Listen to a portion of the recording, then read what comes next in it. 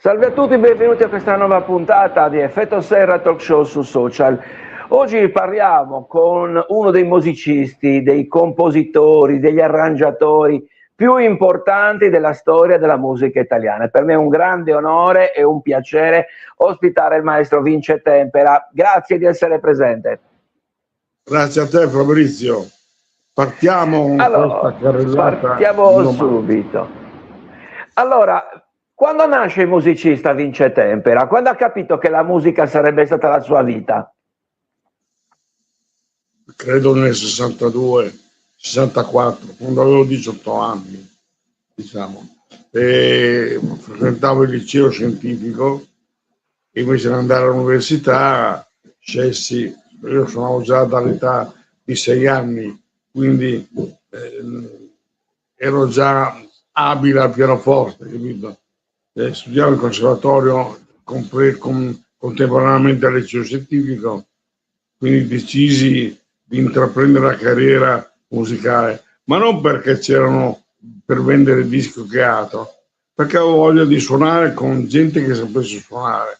Una volta era così, capito?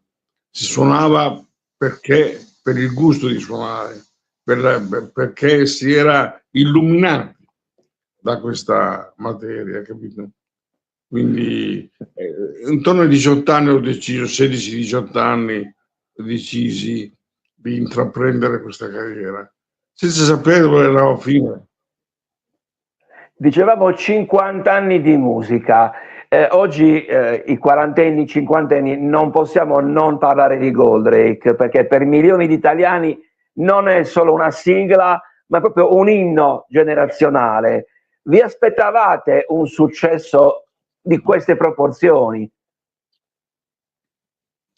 No, io e Luigi Albertelli, che era il mio autore di testi, sia prediletto che preferito, con cui lavoravo, cioè, infatti adesso mi sento amputato di qualcosa, che mi manca Luigi, i suoi suggerimenti.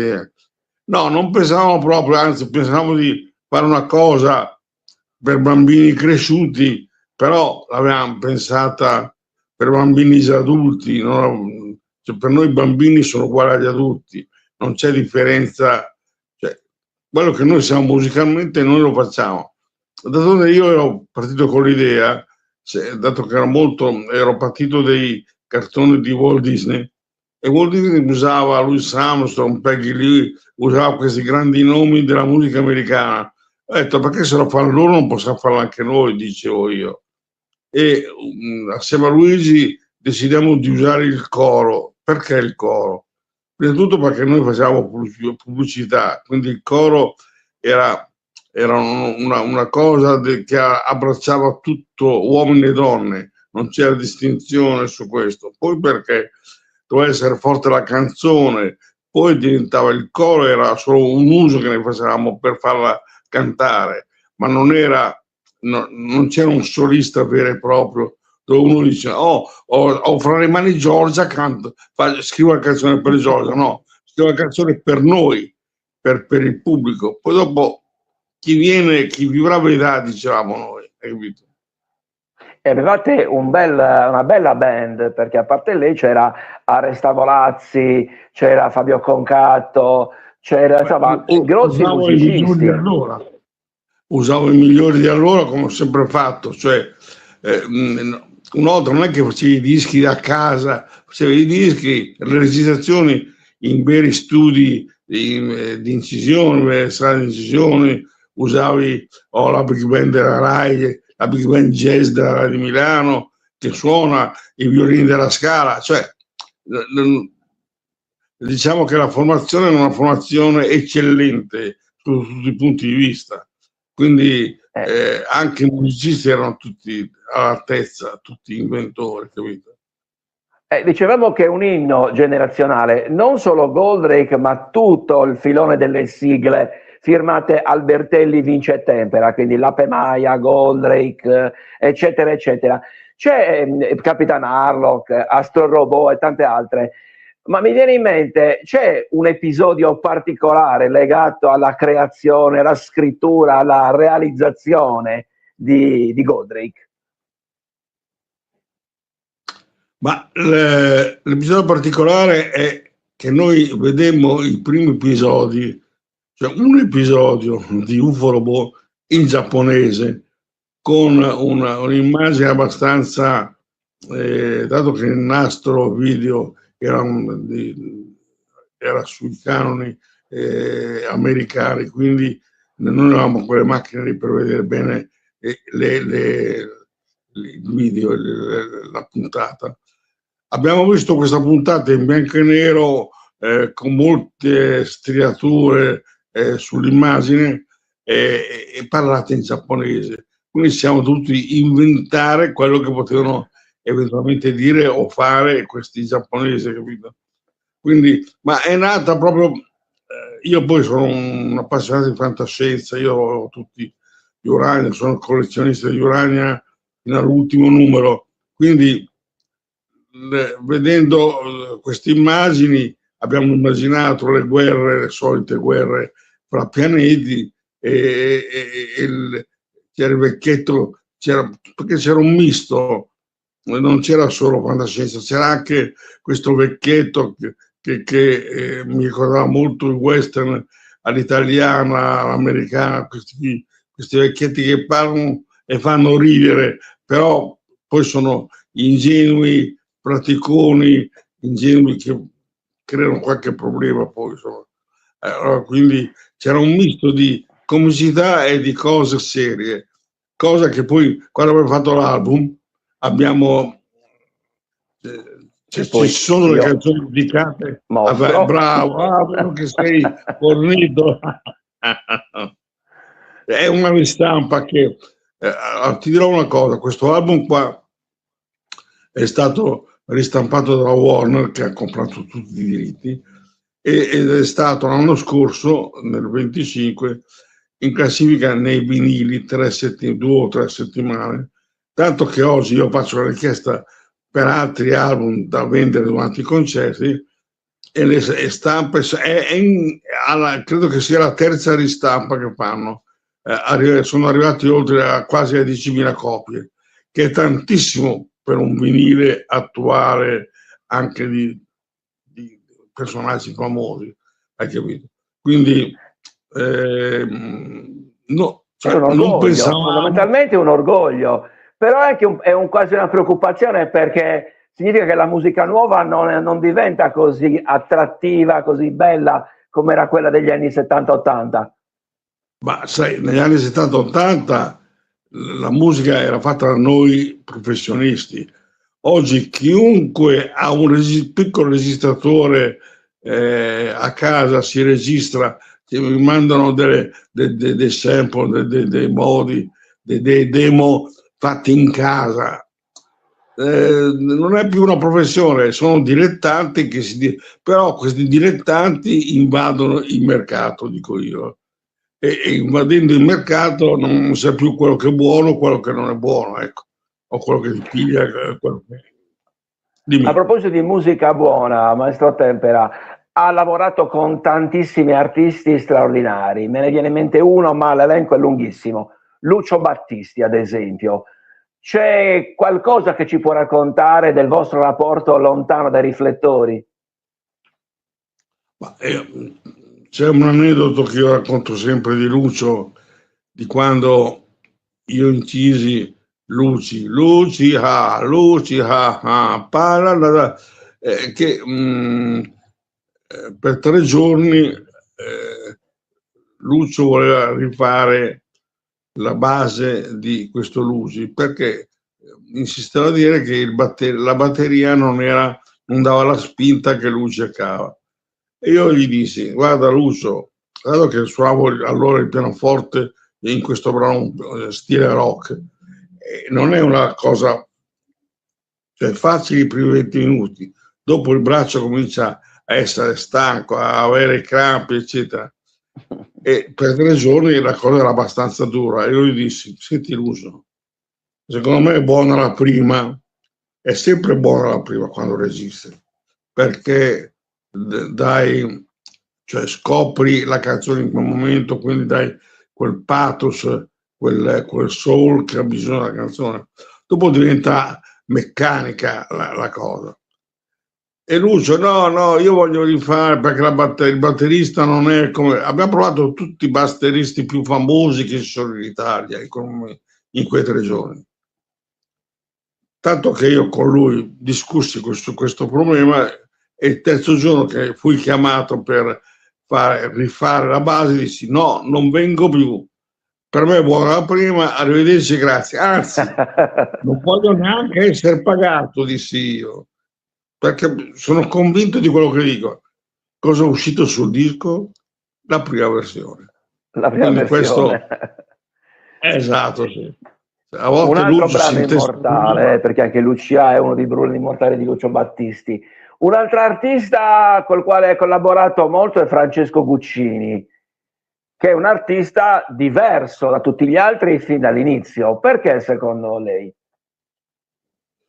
Ma con Guccini io lo conobbi all'epoca quando ancora era senza barba, tramite i Nomadi. Io dovevo arrangiare un album dei Nomadi e Francesco aveva scritto 3 o 4 canzoni per loro.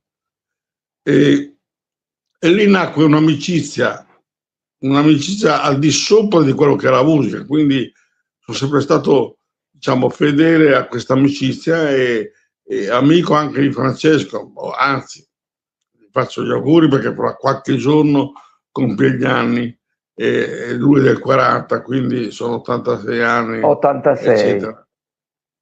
Ciao Francesco, se mi tanti sentiranno. auguri anche da parte nostra. Quindi diciamo con Francesco l'ho seguito in tante cose, poi lui, devo dire, è un personaggio rispetto agli altri cantanti o cantautori o scrittori, chiamalo come vuoi, lui ha un certo rispetto per la professionalità degli altri, cioè lui rispetta, se una cosa gli piace, se non gli piace dice no, così non va bene, ma non ti dice, non è che ti salta addosso. Molti cantautori sono critici al di sopra, li vedi durante il disco, poi non li vedi più per tutta la vita. In Francesco c'è anche un legame al di fuori della sala di decisione, hai capito? Quindi lui apprezza. E quando uno Sono come lui artisti. esattamente apprezza e dato che ha uno spirito critico, non dico raffinato, però è sicuro, non è rosa, è o rosso o bianco, ecco, tutto lì. Non ci sono sfumature. Al di là del rapporto con gli artisti, il maestro Vince Tempera ha calcato tantissime volte il palco dell'Ariston, ho avuto a che fare con Sanremo, tanti i Sanremo. C'è qualche ricordo particolare legato a Sanremo con qualche artista o qualcosa che lo riguarda particolarmente personalmente con il festival? Guarda, ricordi, allora mi ricordo sempre con Rocky Roberts fece un Sanremo, la canzone era Accidenti, l'altra versione era fatta da Supergruppo con Ricky Gianco, Victor dell'84, Mino dei Giganti. Allora con Rocky Roberts c'è una parte inventata dal batterista Ella De Bandini e Rocky venne col suo batterista, un certo Bougarou, che era bravissimo, che però doveva sedere in mezzo all'orchestra. Il batterista dell'orchestra non voleva cedergli lo sgabello, per dire la parte.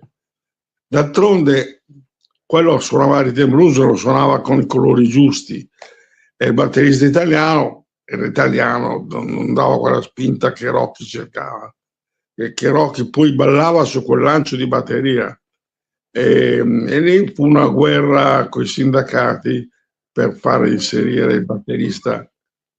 L'altra invece è quando fece Grignani, la serata finale che Baudo stava chiamando gli artisti per l'ultima esecuzione, Gianluca che beveva allora beveva tanta birra e la birra ti fa andare in bagno. Dice, Vince, devo andare in bagno, come faccio? Io ho aperto la porta, c'era la scala di sicurezza, ho detto parla qui, che cazzo devo dirti? Dietro l'orchestra lui si muoveva a fare la pipì. Questo è, ecco, due fra i tantissimi esatto. ricordi. Ecco, il Festival di Sanremo di oggi, ma forse più in generale la musica di oggi, in un po' qualche modo l'ha toccata. Spaventa per il discorso legato ai social, all'intelligenza artificiale, o è più democratica perché chiunque può fare musica? Ma allora, secondo me il problema, io sono a Sanremo ma non guardo Sanremo, sono sincero. Anche perché le canzoni sono quasi tutte uguali, infatti gli autori sono quasi tutti gli stessi, anche all'epoca, ma all'epoca si cercava sempre la differenza, si lavorava sull'artista, oltre che sulla canzone. Oggi gli artisti sono anche loro quasi tutti simili, perché il filone è il rap o il trap, è quello che vuoi. E qualche anno fa, non tanti anni fa, si diceva che il cantante è un manichino su cui si mette sopra la maglietta, gli occhiali, gli orecchini e vende il merchandising del cantante. Non vendendo più CD, perché non si fanno più CD, si vende quello che puoi attaccare al cantante. E poi il cantante, io sono contento che Sada Vinci, non dico abbia vinto, io con Sada Vinci avevo lavorato i primi anni al festival per Mediaset, però Sada Vinci è un cantante di melodia, di cuore. Quelli di adesso, cioè neanche in America fanno dischi così, come li facciamo noi, brutti. Ecco, intendo dire questo. Brutti nel senso che non c'è niente, c'è d'altronde il nostro è un popolo di parolai, dico io. Mentre in Germania c'era Wagner, faceva sinfonie, Beethoven, eccetera. Quindi noi avevamo Verdi, che faceva arie che tutti dovevano cantare, no? C'era il Risorgimento, quindi noi abbiamo sempre basato tutto sulle parole e poco sulla musica. All'estero molto sulla musica e poco cioè io il tedesco non lo capisco e non conosco le arie delle opere di Wagner, però conosco i momenti musicali, che è un'altra cosa. Maestro, siamo in chiusura, siccome so che ha un impegno e io non voglio trattenerla oltremodo, però voglio fare un'ultima domanda. Se oggi un ragazzo di 20 anni, di 25 anni, le chiedesse qual è il segreto per poter lasciare un segno indelebile nella musica italiana, o comunque per poter lavorare e fare della musica una professione, cosa risponderebbe? Che consiglio darebbe? Allora, il consiglio è, prima di tutto, per lasciare un segno ci vuole una canzone. Devi scrivere le 8 battute giuste, dico io. Allora, quelle 8 battute possono restare per 50 anni nelle orecchie della gente, perché devi entrare nella testa della gente. Non puoi essere bello solo perché è bello l'impianto da cui ascolti della musica. Uno. Due, bisogna porsi dei traguardi. Io il mio primo traguardo all'epoca era suonare il pianoforte con Gorny Kramer, che era il numero 1 dei direttori d'orchestra in televisione. Oggi io quando faccio le mie lezioni chiedo ai ragazzi perché sei qui, che cosa vuoi, dove vuoi arrivare con la musica. Molti non mi sanno rispondere. Allora questo vuol dire che lo fanno perché è una moda, per farsi, come diceva Francesco Cuccini, per intortare le ragazze. Se questo va bene, quello che fai con la chitarra sulla spiaggia intorti la ragazza che hai di fianco, devo dirti. Che è un'altra cosa da fare la musica, un lavoro. Esattamente, esatto. Maestro, progetti per il futuro? Ma progetti è che io adesso vado, ho 3 tournée in essere, Una tournée è i 40 anni dei concerti di Piazza Maggiore con Guccini, con Lodo Guenzi e i Musi di Francesco Guccini. L'altro tour è io con il mio trio suoniamo il colonne sonore di film italiani, perché i film italiani, l'Italia dopo gli Stati Uniti è quella che ha vinto più Oscar nella musica. Nessuno dice, ma io nei miei concerti non... E non faccio solo Morricone, faccio anche Troioli, faccio Nino Rota, faccio altri musicisti che non siano solo... Perché sembra che in Italia esista solo Morricone in questo momento, che non è vero. No, certo. Cioè, Morricone è Morricone partendo, scoppiazzando il deghelio di Rio Bravo, di John Wayne. Quindi lasciamo perdere. Cioè, poi ha trovato uno stile, ha trovato grazie a Sergio Leone, secondo me. Poi dopo. E poi il terzo tour che sto facendo è sui cartoni, cioè la mia storia. Io ho fatto 2 anni di cartoni, poi da lì è nato la collaborazione, è nata Cristina D'Avena con Mediaset 2 anni dopo, ma all'inizio Gold, il Coforo, Capitan Harlock, Remy, Nano Nano e lo Spec, sono tutti partiti dalla mia penna e da quella di Luigi Albertelli. E rimangono oggi. Maestro, io mi auguro di ritrovarla in Sardegna, magari ci vediamo di persona. Guarda, io sono a metà luglio, se aspetta che guardo il calendario che ho sotto mano, no, sono a metà luglio ad Alghero con i musici. Ad Alghero, te lo dico subito, luglio, dove che... Aspetta, adesso arrivo. Vedremo di farci un salto, anche se io sto a Cagliari, vedremo di farci un salto con molto piacere. Il venerdì 17 luglio siamo ad Alghero. Vedremo di farci un salto, vedo organizzarmi. Con i musici di Guccini, Maestro, io la ringrazio della disponibilità, complimenti ovviamente per tutto, in bocca al lupo. Ci risentiamo magari in un'altra occasione, va bene? D'accordo, va bene. Grazie. Arrivederci a tutti. Buona serata. Ciao a tutti. Ciao.